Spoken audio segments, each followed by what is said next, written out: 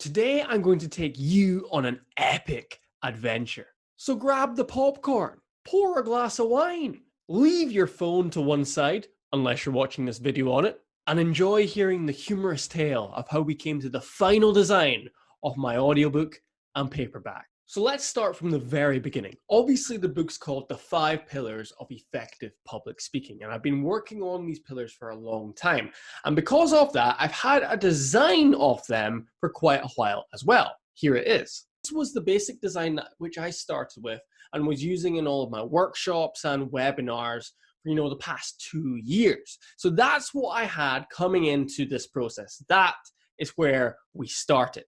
But I needed someone to give me something a bit different. Someone who could, ignite the spark. Someone who could see things from a different angle. Someone who has a unique skill set which very few men in the world possess. And that someone was Stuart Aiken from Aiken Design. There is the man. There is the genius, the myth, the legend, the man who can do it all. So I contacted Stuart, and then we started working together on the design, coming up with some ideas. And in our first meeting, we had really 3 first draft ideas which Stuart had created and put out there. Here is what they looked like. Here were the first drafts which Stuart came up with.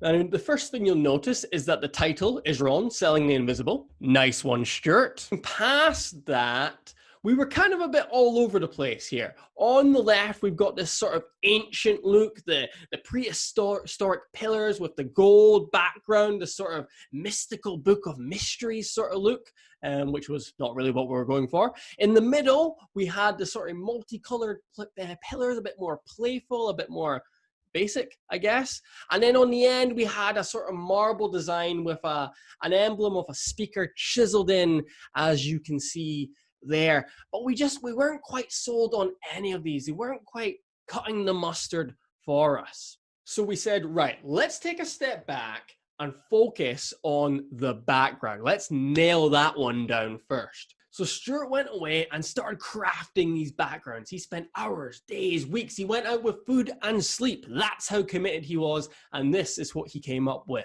The first one was sort of just a collection of lots of little icons thrown all over the place. And I said to Stuart, I want blue. And he gave me blue. We've got a deep-seated blue here. But when we looked at it more and more, we kind of thought, it looks a little bit childish.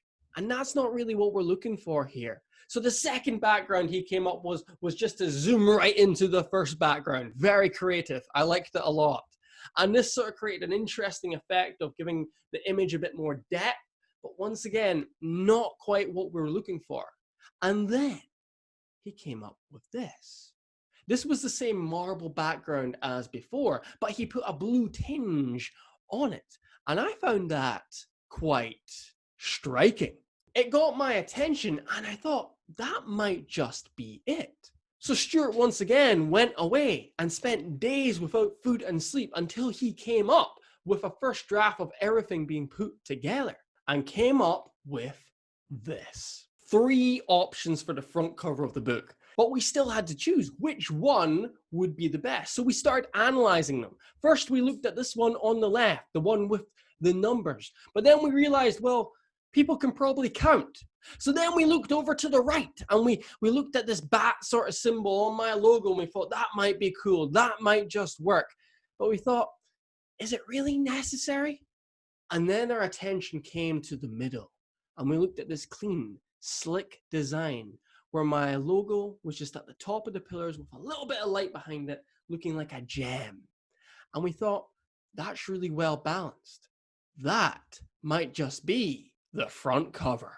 And then from there, Stuart did an excellent job putting it into paperback and audiobook tile form. As you can see, both sitting side by side there. And I have to say, I'm really chuffed with this design. I think it looks great. I think it's eye-catching. I think it draws people's attention. I'd love to hear what you think in the comments. If you've got any criticism, that's always welcomed as well.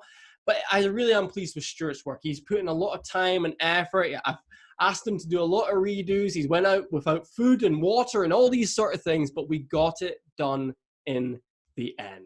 And to add something else, now everything has been submitted to Amazon. It's all been submitted, so just waiting for them to come back and verify that everything is in order. And then at that point, the book will be available for release. The 7th of September is the date which we are aiming for. So like I said before, put that in your calendars, the 7th of September. This book will be available in audiobook, paperback, ebook, and any other book you can think of. It will be there. But let me just finish off by saying thank you very much, Stuart, for all of the effort you have put in. Could not have done it without you, buddy.